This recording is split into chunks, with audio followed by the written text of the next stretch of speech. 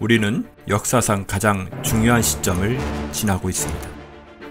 하나님께서는 하나님의 일을 하시기 전에 사람을 준비시키셨음을 우리가 알고 있습니다. 하나님 말씀은 마지막 때에 대추수, 대부흥의 때가 있다고 분명히 예언하고 있습니다. 아멘. 하나님의 말씀이 그대로 성취될 것을 믿습니다. 예레미야 눈물은 잠자는 교회와 영혼을 깨우기 위해 노력하고 있습니다. 이 가슴 뛰는 일에 함께 하길 원하시는 분은 카카오 채널로 연락 주시기 바랍니다. 당신은 위대한 하나님의 사람입니다.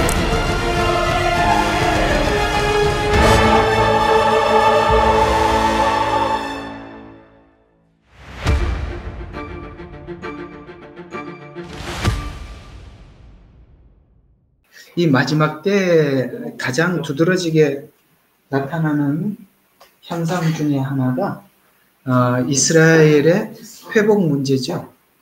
근데 우리가 지금 바라보고 있었던 얼마 전에 전쟁이 일어나기 전에 이스라엘의 전쟁이 일어나기 전에 있었던 이스라엘들의 상황을 보면 야 과연 저곳에 복음이 전파될 수 있을까?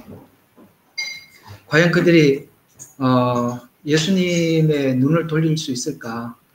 참 저는 이게 유대인들처럼 우리 한국 사람들이 콩가루고 모래라고 해도 유대인들만큼은 아니거든요.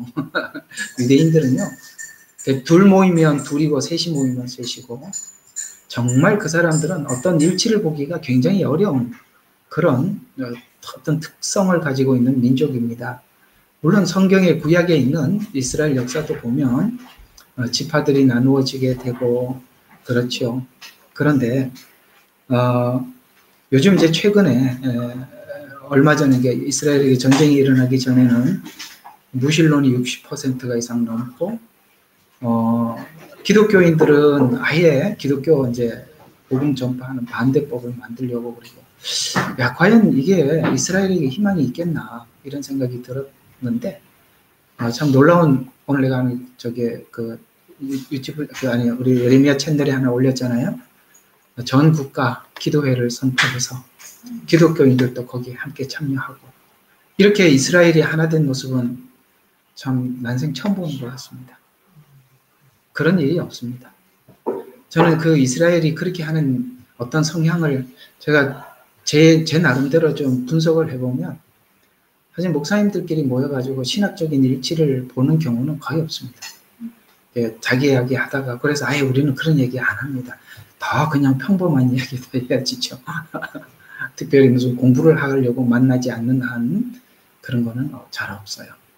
그만큼 개성이 강하죠. 이들도 나름 성경을 보는 안목이 있고 그러다 보니까 참 개성이 강할 수밖에 없듯이 아마 그들도 그렇지 않나 싶은 생각이 드는데 전쟁이라는 것이 무슨 일 그래서 왜 이렇게 마지막 때 이렇게 전쟁을 통해서 이스라엘 백성들이 하나님께서 회복의 기회를 주시나라고 생각해 보면 이번에 이 일이 일어나서 안에서 그 갈등이 다 없어졌어요. 그냥 지금 죽을 지경이잖아요. 그러니까 지금 누가 이게 없는 거죠. 그거는 2차적인 이야기. 드디어 기독교인들이 그 기도회 모임에 함께 참여했다는 것은 이거는 이스라엘에 있을 수 없는 일입니다. 그래서 정말 이렇게 요한계시록 보면 정말 이 엄청난 시간을 가장 가까이서 몸소 견디고 경험해야 되는 종족의 사람들이 이스라엘 민족들인데 정말 이걸 견딜 수 있을까 이런 생각이 들지만 그건 참 우리가 알지 못하는 믿음이 그들에게 있는 것 같아요.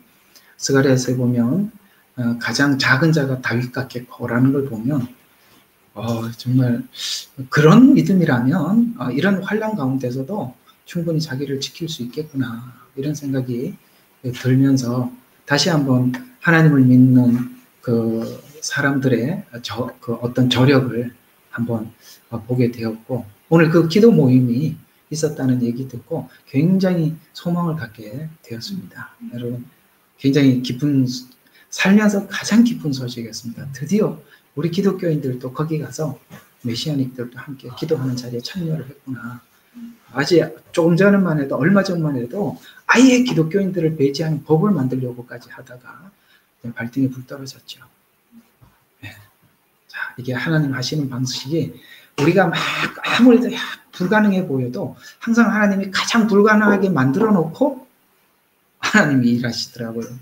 참, 그게 참 신기하죠. 하나님이 가장 불가능하게 만들어 놓고 도대체 안 될 것 같은데, 그래서 이삭을 출생할 때 그 얘기 아닙니까?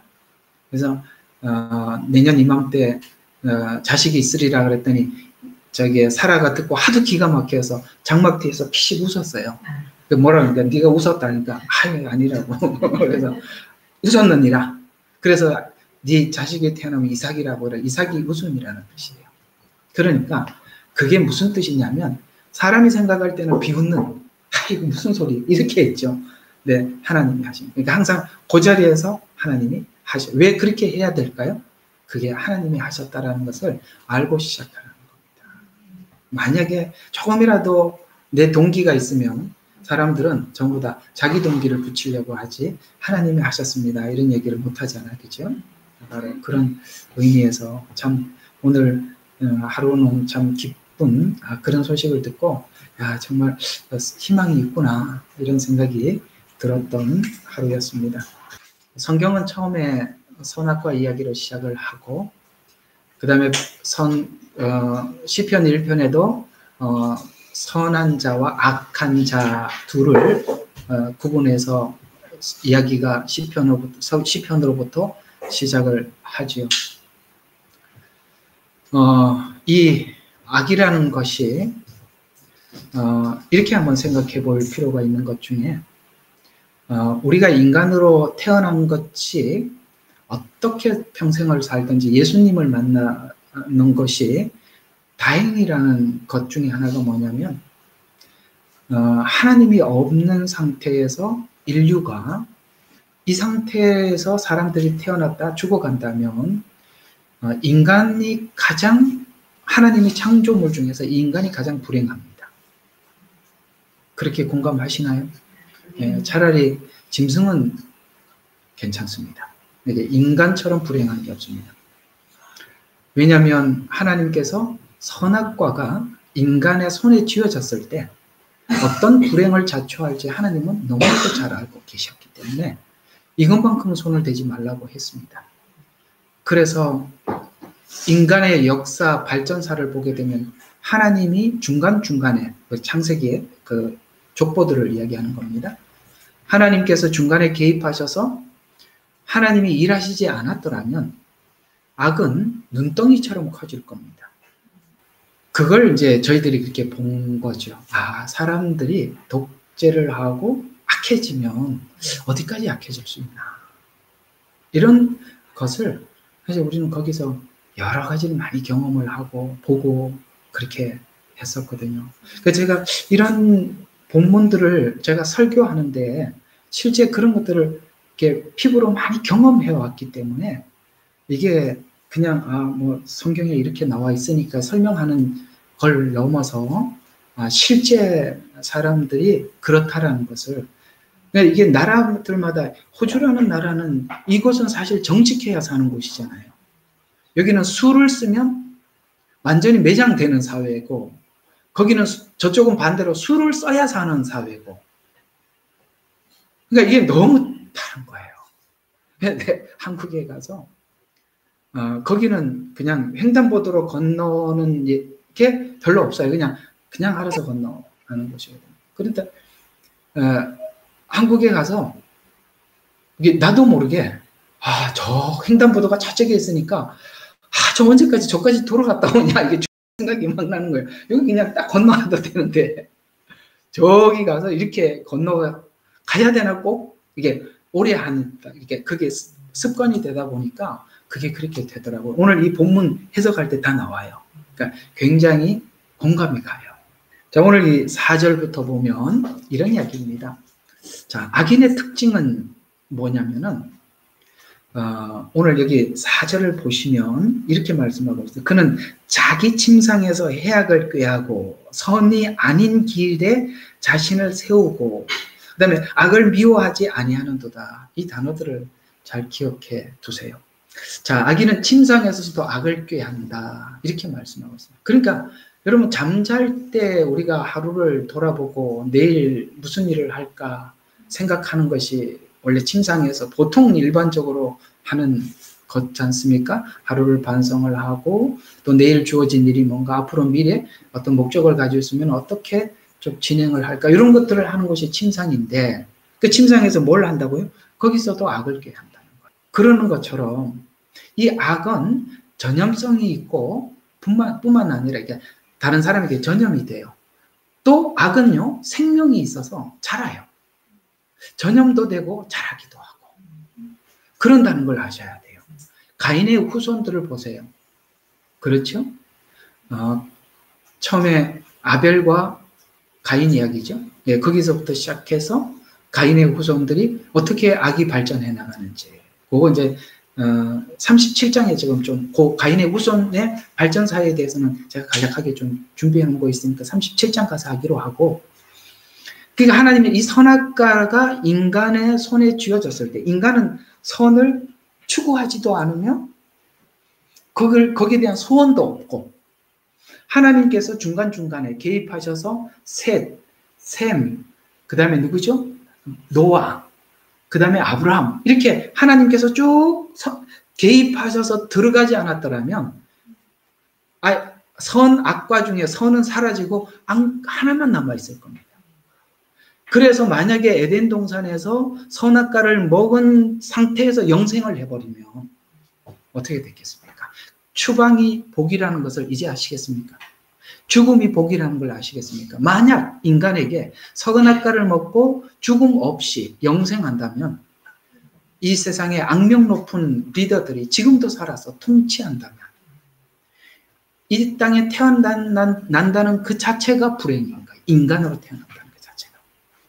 이것이 바로 하나님께서 이것만큼은 금해라. 왜?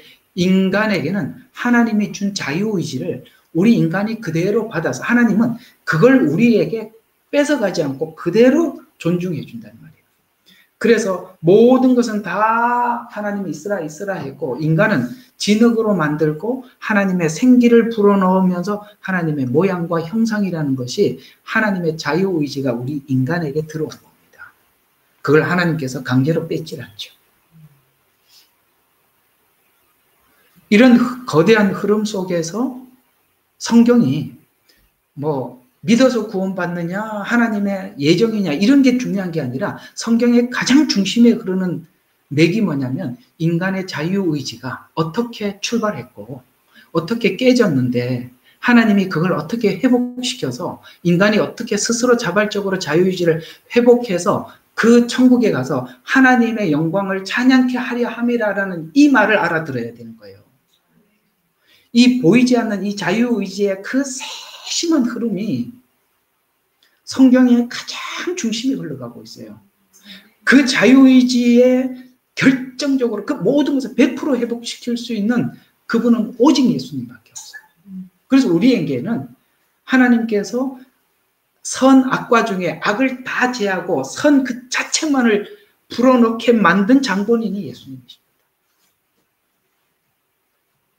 이런 맥락을 모르면 성경은 조각난 교훈에 불과합니다. 조각난 교훈. 별로 의미가 없어요.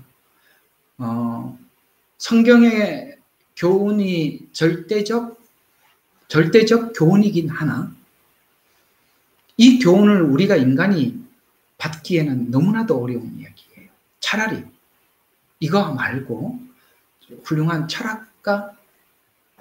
철학가의 강론을 듣는 게 낫습니다. 성경을 그런 식으로 철학 정도로 우리가 이렇게 낮춰버린다면 이 안에 복음을 상실한다면 우리는 이 성경이 주는 가치를 전혀 누리지 못하게 되는 것이거든요.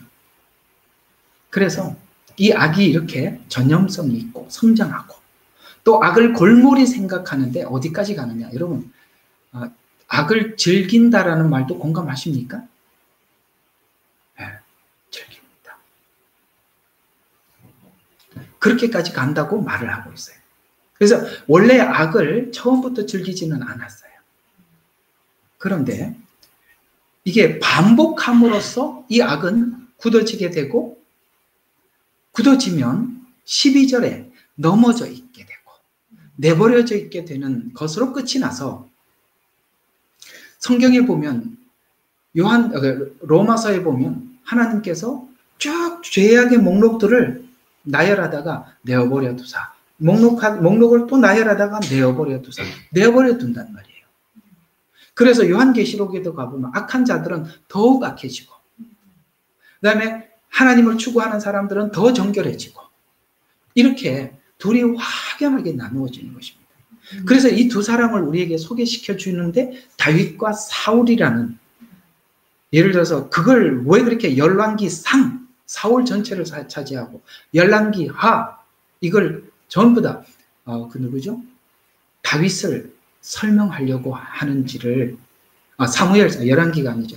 사무엘상이 사울을 설명을 하고, 사무엘하가 다윗을 설명해야 되지. 왜 그 두 사람을 이렇게 많은 분량을 차지해서 우리에게 전달해 주려고 하는지를 우리에게 말해주는, 악으로 가는 대표자 사울, 선으로 가려고 몸부림치는 자 대표자 다윗, 그 둘을 설명하면서 그들이 노년으로 가면 갈수록 어떻게 됩니까?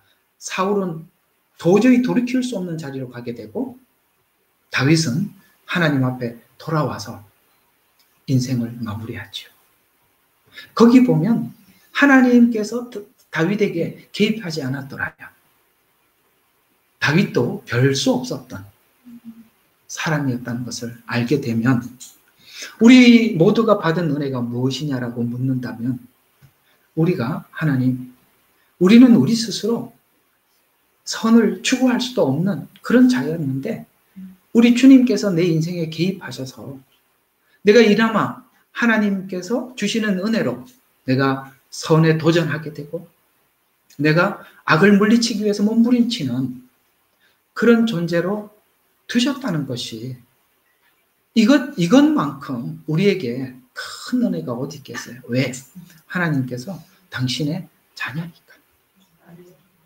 그래서 히브리서에 보면, 그럼에도 불구하고 하나님께서 간섭하지 않는다면 너희는 사생자고, 하나님께서 간섭하신다면 너는 하나님의 자녀이기 때문이다. 아들을 징계하지 않는 부모가 어디 있느냐 라고 우리에게 말씀하고 있듯이, 어떻습니까? 여러분과 제가 매일매일 살아가면서 그 하나님께서 어떤 우리의 그릇된 결정 속에 개입하시고 마음을 주시고, 그 괴로움 속에서 결국에는 내가 하나님 앞에 항복할 수밖에 없도록 계속 우리 인생 속에 마치 줄당기기를 하듯이 밀고 당기고 밀고 당기고, 바울의 표현대로 하자면 속사람과 겉사람의 전쟁을 우리 인생 속에 계속 일어나게 하셔서 우리가 이나마 이렇게 된 것이 우리가 얼마나 감사한 일인지. 그렇죠? 그래서 이게 반복되면 점점 우리가 굳어져 가게 되는데, 악이 정착하면 그야말로 이 악이 생활이 된대요. 잠언서 4장으로 가봅시다. 생활이 된답니다. 4장 16절에서 17절입니다. 그들은 악을 행하지 아니하면 잠을 이루지 못하며, 참 이런 사람이 있을까? 있대요.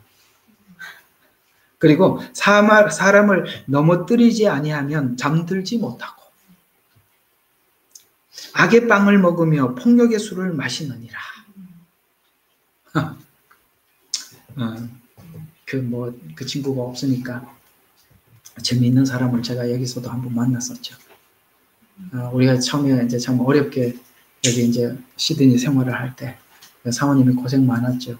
그때 쉐어하는, 우리가 쉐어를 많이 할 때 그 몇 명 한 것 같아요. 그 리드컴에서 할 때. 근데 어떤 친구가 하나가 좀 집안에서 좀 섭섭한 일이 있어서 하루는 잠을 자는데 한 2시인가 3시쯤 됐는데 누가 이렇게 걸어 다니는 소리가, 이게 보통 밤에 조용 다 자니까 발꿈치 들고 다니잖아요. 근데 뭐가 쿵쿵쿵 그래서 깼어요. 계속 쿵쿵거리는 거예요. 그리고 문을 살살 닫아야 되는데 쾅 닫고 쿵쿵쿵거리고 밤 2시에 다 잠자는 사람 다 깨우고 있는 거예요. 그래서 하도 기가 막혀서 나중에 이 친구한테 물어봤더니 자기는 남들한테 일을 해를 입으면 기본 3은 갚아줘야 된다는 거죠. 3이라고 그랬나? 3배는 되돌려줘야 된다고? 그걸 이제 되돌려주기 위해서 밤에 사람을 깨운 겁니다.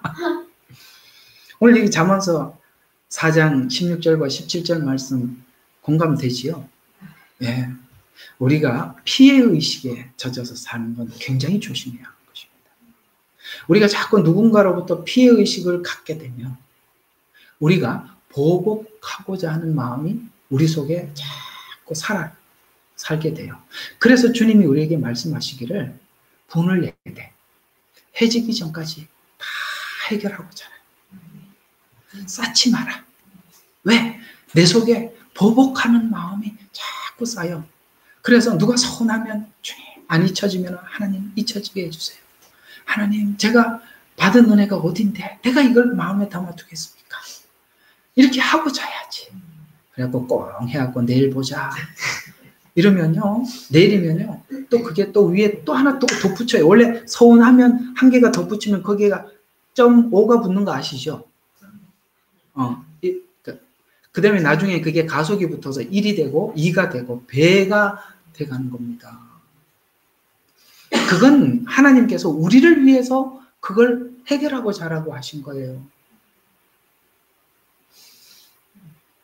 그렇게 살아야만이 여러분들이 오늘 이 이야기가 딴 사람 이야기가 아니라 아까 말씀드렸잖아요. 죄는 성장하고 아무것도 아닌 섭섭한 마음이 하나 들어가서 그것으로 인해서 교회 성도들과의 사이가 나도 모르는 사이에 자꾸 벌어지게. 사단은, 하나님은요 계속 붙여놓는데 사단은 계속 갈라놓거든요. 그래서 항상 뭐가 들어오냐면 이 섭섭한 마음들이 자꾸 갈라놓게 만드는 거예요. 섭섭한 마음들이. 그러니까 그게 없어야 돼. 그리고 나는 참 솔직해. 나는 속은 없어. 그러니까 그런 사람들이 상대방을 다 긁어놓고 자기는 속이 없대. 나이가 들었는데도 머리가 안 센 사람들. 머리가 좀 하얘져야지. 얼마나 편하게 살면. 머리가 아직도 까맣다니. 머리카락이. 웃고자 하는 이야기면서도 진담도 담겨있지만 그래서 우리가 배려하는, 남을 늘 생각할 줄 아는, 나보다 남을 낮게 여기고 배려할 줄 알고, 그러니까 우리가 이렇게 살면 나도 건강하고 상대방도 건강해지는 거예요. 악이 틈타지 않게 하기 위해서 하나님은 야, 왼뺨을 맞았으면 오른뺨 돌려대죠. 그것이 너를 위한 거고 상대를 위한 거고 우리 모두를 위한 거야. 그렇게 해서 너희 착한 행실을 보고 하나님께 영광을 돌리게 만들어. 이것이 한 번만 내가 마음을 접고 꺾으면 될 일들인데 그걸 하지 못해서 내 속에 나도 모르게 자라는 이 악을 내가 계속 수용해서 늘 어떤 상황이든지 보면 부정적이야. 말을 하는 걸 들어보면 부정적인 언어들이 너무 많아. 뭐를 하고 나면 어떤 사람은 좋은 것도 많이 보이는데 그 사람한테 나쁜 것만 보이나 봐. 그 누구를 만나고 돌아오면 그때 밥 먹을 때 그 사람의 표정은 왜 그래? 아니, 딴 사람은 안 보였다니까. 근데 왜 그 눈에는 그렇게 잘 보이냐 이 말이에요. 사실 내 마음같이 그런 거예요. 그래서 야고보서가 너희의 말이 네 마음의 색깔이고 네 마음의 의지란다. 그래서 네가 네 하는 말을 좀 점검을 해봐. 이 세상 사람들이 강의하는 강의도 들어보면 당신의 말들을 딴 사람이 듣고 얼마나 분해하는지 녹음을 해서 한번 들어봐라. 우리가 하루 한 말들을 녹음을 해서 들어보면 이상하게 우리는 자기에 대해서는 굉장히 관대하거든요. 관대하기 때문에 자기가 굉장히 부정적인 말을 했으리라고 본인도 생각을 안 해요. 했으리라고. 왜? 나는 그렇지 않다라고 딱 전제하고 살기 때문에. 그런데 그래서 녹음기가 필요한 거예요. 틀어보면 입장을 바꿔놓고 들어보면 사람이 당연히 앞에 사람이 화가 났겠구나. 아셨죠? 그래서 사실 제 마음속에 여러분들에게 꼭 하고 싶은 훈련은 여러분들 언어 훈련 좀 해드리고 싶어요. 이게 물론 내 마음이 바뀌어야 말이 바뀌죠. 맞지만 언어를 바꾸려고 할 때 여러분이 노력이 시작됩니다. 그래서 언어 훈련에서 제일 먼저 해야 될 훈련이 뭐냐면 말을 하기 전에 최소한 1, 2초만 참고 하라. 그것만 해도 여러분들의 50%는 해결될 거예요. 반은, 정말 반은 해결돼요. 빨리 말하지 않는 거. 늦게 대답하고. 그래서 사람들이 왜 이렇게 갑자기 왜 그래? 그러면은 몰라? 이렇게 늦게만 대답을 해도 우리 말을 다 정연하고 정화시켜서 말을 하게 되는데 그냥 본성적으로 대답을 하면 나를 훈련시킬 길이 없어요. 아셨죠? 네. 꼭 말을 하는 실수를 하는 사람들 보면 꼭 뒤에 한마디 덧붙이는 게 문제야. 그게 본심이에요. 다 좋은 얘기했다가 쓱 한마디 꺼내는 거 보면은 그게 하나 칼이 침이 하나 나온단 말이에요. 그러니까 앞에 좋은 이야기는 다 소용없어요. 사람들이 듣고 가는 거는 마지막에 한 방 딱 먹인 거. 그래야 속이 시원하니까. 어쨌든 악은 그렇게 된다. 그래서 이게 너무나도 오랫동안 깊이 있게 가게 되면 하나님께서 미가서 2장 1절과 3절 한번 보자고요. 이렇게 말을 하고 있어요. 2장 1절과 3절. 자, 그들은 밭들을 탐내어 그것을 폭력으로 취하고 집들을 탐내어 빼앗아감으로써 사람과 그의 집을 억압하고 사람과 그의 유산까지도 억압하는도다. 그러므로 주가 이같이 말하노라. 보라, 이 족속에게 내릴 한 재앙을 계획하노니 이 재앙에서 너희는 너희 목을 움직이지 못할 것이요 너희가 오만하게 다니지 못할 것이니 이는 이때가 악합니다. 자, 뭐 한다고요? 밭을 탐내고 폭력으로 취하고 집들을 탐하고 빼앗아가고 억압하고 유산까지도. 유산은 그 사람에게 마지막 돌아가는 재산인데 거기까지 그렇게 하더라. 이런 사람들에 대해서 성경은 기도도 하지 말라 라는 말까지 하고 있습니다. 쉽게 말해서 하나님이 내버려 두었다. 이렇게 말씀하고 있을 정도입니다. 자, 이런 사람들이 횡행한 세상을 살아가고 있다면 이 세상이 얼마나 불안하고 그렇겠습니까? 그런데 이 세상에 소망이 있으면 그 다음 절입니다. 이 세상에 소망이 있으면 5절부터 나오는 이런 말씀으로 인해서 우리가 그래도 이 세상이 이렇다 할지라도 이 하나님은 이런 하나님이시구나. 자, 5절부터 해서 그래서 오 주여, 악에 대해서 쭉 설명을 하고 오 주여, 주의 자비가 하늘들 위에 있으며 주의 신실함이 구름까지 닿았도다. 아까 악을 설명을 하다가 주님의 성품을 소개하고 있어요. 그죠? 악을 설명을 하고 있었는데 정반대로 하나님의 성품을 소개하고 있어요. 만약 하나님의 그 자비하심과 하나님의 그 공의로우심이 만약에 이런 악한 자들 사이에서 개입하지 않으신다면, 하나님이 개입하지 않는다면 이 선한 자들은 어디 설 자리가 있겠으며 그 억울함을 어디에다 호소하겠는가? 그래서 원수 갚는 거는 주께 있음을 우리가 믿고, 그렇죠?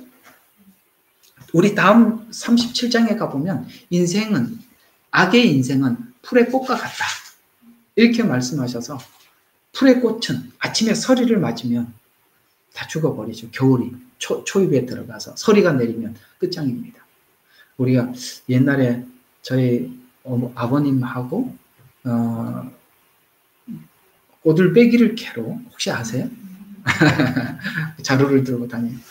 그러니까 아버님이 가기 싫은데 지금 빨리 가야 된다는 거야. 그래서 왜 그러세요? 그랬더니 설이 내리면 아무 소용없다는 거야. 그죠?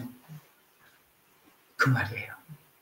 서리가 내리면 세상의 영화도 사람들 걸 다 뺏어서 권력을 취하고 그 다음에 물질을 가지고 자기 권력을 가지고 있다 하더라도 하나님께서 우리 몸 중에 한 부분을 살짝만 건드려도 풍이 들어서 움직일 수 없고 이 재산이 내 재산인지 남의 재산인지도 모르고 그렇죠? 예. 우리 인생이라는 것이 뭐예요? 옛날에 이런 거 하니까 예화도 그런 것도 좀 들 수 있겠네요. 이 세상에서 가장 불안한 인생을 사는 사람이 부자들이랍니다. 부자들은요, 하룻밤도 한번 다리를 쭉 펴고 자지를 못해. 왜 그러냐면은 자기를 추적하는 사람들이 너무 많아. 네? 내 자식 학교 갔다가 잘 돌아와야 돼. 누가 납치해 갖고 가면 어떡하냐고. 그렇죠? 가지고 있는 돈 다 앞에서 그냥 뭐 위하는 것 같지만 요게 또 어떤 술수를 써서 내 걸 뺏어가려고 하지 않나. 앞에서 뭐 좀 자기 가까운 사람들이 나를 도와주는 것 같은데 항상 의심의 눈초리로 봐야 돼. 이게 할 짓이냐고. 사람은 누구를 믿을 수가 있어야죠. 잠을 자더라도요, 성경에 어디서 내가 본 것 같아. 이렇게 오그려서 잔답니다. 여러분, 노동자는요, 쭉 펴고 잡니다. 길거리에서 자도 누가 깨우지도 않아요. 뭐가 있어야 깨우지. 우리 하나님은 그러신 분이세요. 그래서 우리 다 알다시피 아는 것인데도 그게 잘 안 되잖아요. 그게 왜 그러냐면 그래도 그게 뭔가 나에게 주지 않겠나. 그래도 나에게 뭔가를 혜택을 주지 않겠나. 그 막연한 기대감이 앞선 사람들이 다 손을 놓고 갖는 걸 알면서도 행여나 나는 그렇지 않겠지. 속아서 잡으려고 하지만 전도서는 그걸 이렇게 설명하고 있어요. 그것은 다 바람을 잡는 것과 같다. 우리 차를 타고 손을 내밀면 바람이 무지 세게 지나간단 말이에요. 근데 뭐 엄청나게 지나가는데 잡히는 건 하나도 없어. 와, 그냥 땡겨봐야 뭐 있나. 아무도 없죠. 우리 인생이 그런 거거든요. 그러니 이게 다 인간이 가지고 있는 탐심과 욕심 때문에 생겨지는 것인데 우리 하나님께서 노동으로 하나님을 구하게 만들고 우리 인생의 실패로 하나님께 기도하게 하고 그래서 우리 영혼이 하나님 앞에 새로워지도록 우리 삶을 개입해 주시니 얼마나 감사한지. 그렇죠? 네. 그래서 오늘 이 시편 기자는 악인들에 대해서 설명을 하다 박수를 치면서 오 주여 하면서 오늘 여기에 하나님은 자비가 하늘 위에 있고 신실함이 구름까지 닿았다 라고 하나님은 이 악인들에 대해서 심판도 신실하시고 선한 자들에 대한 은혜도 신실하시더라 라고 말씀하셔서 이상하게 악인들은 자기 걸 추구하기 위해서 가다가 하나도 하나님 못한데 이 사람들은 악인들에 의해서 고통을 받는 것 때문에 하나님께 구하다 보니까 뭘 만났어요? 하나님의 자비를 만나고 하나님의 신실을 만나게 되더라. 그래서 우리가 과거들을 돌아보면 빼앗긴 것이, 잃어버린 것이 손해가 아니었음을 주를 만나고 그걸 빼앗기고 내가 이걸 예수님을 얻었구나. 이걸 우리가 알게 되었잖아요. 그래서 죄가에 대한 인간의 잔혹함을 넘어서 하나님의 깊은 깊은 교제 안에서 인자하심을 경험하죠. 하나님의 인자하심은 죄를 인정하고 용서받는 사이에서 하나님 앞에 인자를 경험하는 것입니다. 그들은 죄에 대한 감각이 아예 없는데 우리는 작은 문제 하나도 하나님 앞에 나와서 가슴을 찢고 그럴 때 하나님의 용서를 경험하게 되고 하나님은 자비롭고 하나님의 그 신실하심이 저 구름까지 닿았음을 우리가 보게 되어서 그래서 악한 길로 간 사람들에게 아무리 하나님을 이야기를 해도 알아듣지를 못하는데 우리는 그걸 들을 수 있게 되더라. 그래서 의인은 하나님께서 보존해 주시고 주의 인자와 성실을 깊이 경험했다라고 말하고 있습니다. 그래서 하나님께서는 선인들을 심판하실 때 오늘 예레미야 애가는 이스라엘 백성들이 바벨론으로 포로 잡히고 가고 난 이후에 예루살렘 성의 무너짐을 보고 슬퍼하면서 눈물 흘리면서 불렀던 애가거든요. 그 애가를 부르면서 예레미야는 이렇게 외쳤어요. 우리 복음성가에서도 나오잖아요. 주의 인자는 끝이 없고 주의 자비는 무궁하며 아침마다 새롭고 늘 새로우니 주의 뭐가 크다고요? 성실이 크도다. 이렇게 예루살렘 성이 무너진 게 하나님의 자비와 성실이래요. 안 그러니까 이 뺏어간 게 감사한 것이. 우리가 살다 보면 노년이 돼서 이쯤 하나님 저는 산전, 수전, 공중전, 해상전 다 겪었는데 이제는 좀 남은 생에 좀 편안히 두고 가시죠. 하나님이 그 주님 만나기 직전까지 불리시네. 이게 웬일이래. 우리는 다 그런 생각이죠. 나이가 들면 좀 편안해지겠지. 다들 그러더라고요. 자식들 다 결혼시키면 편한 줄 알았더니 이게 또 걱정거리가 더 많이 생기더래요. 노년에 해야 될 일들이 또 있답니다.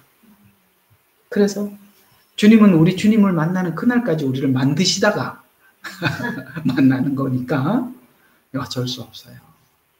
여러분 예수 훈련소에 입소한 걸 축하합니다. 이곳은 예수 훈련소입니다. 그래서 시편 136편 26절 많은 사람들이 곳곳에서 하나님을 경험한 사람들이 주의 자비가 영원합니다. 이렇게 고백을 하고요.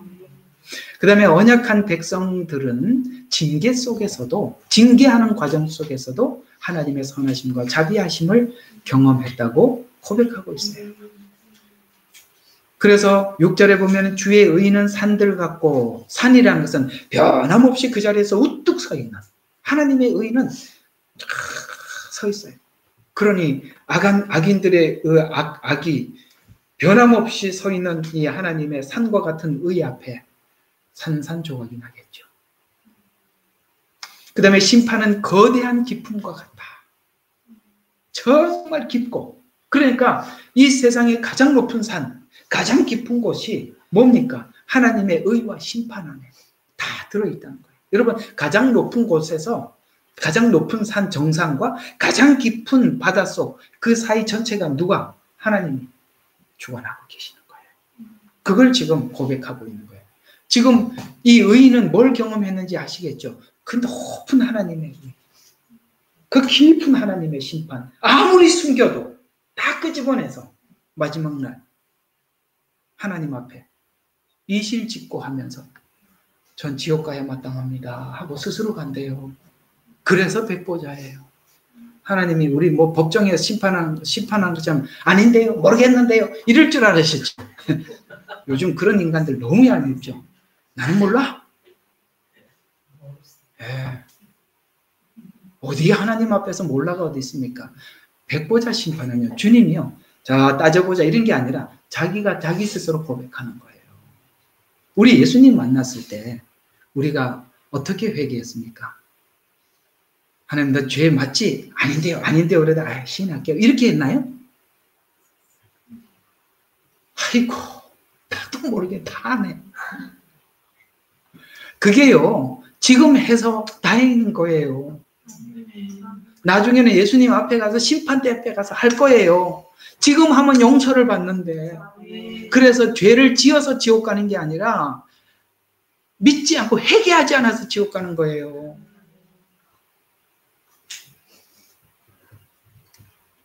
하나님의 의는 변함이 없어요. 우리는 자꾸 의를 바꾸거든요. 우리는 이것을 의라고 하자, 동성애도 의라고 하자, 이렇게 하는데 하나님의 의는 요동하지 않아요. 네, 그 자리에 계속 있는 것입니다. 그래서 공의가 변하지 않는다는 말입니다. 율법이 변하지 않는 것처럼 세상의 모든 질서가 바뀌어 가더라도 의는 여전하다는 것입니다. 다윗이 보고 있는 악인은 하나님의 공의 앞에 심판을 받을 것이라는 뜻이 됩니다. 결국 언젠가 멸망으로 통곡으로 바뀔 날이 올 것입니다. 공의로운 하나님을 만나기 전, 심판대 앞에 공의로운 하나님을 만나기 전에 자비로운 하나님을 우리 만나도록 주님은 우리에게 기회를 주시고 계시는 것이죠. 그래서 우리가 이 땅에 살아있는 한, 우리가 숨 쉬는 시간까지 누구에게나 이 기회를 동등하게 주고 있는데 왜 악한 자들은 하나님 앞에 회개하지 못하느냐?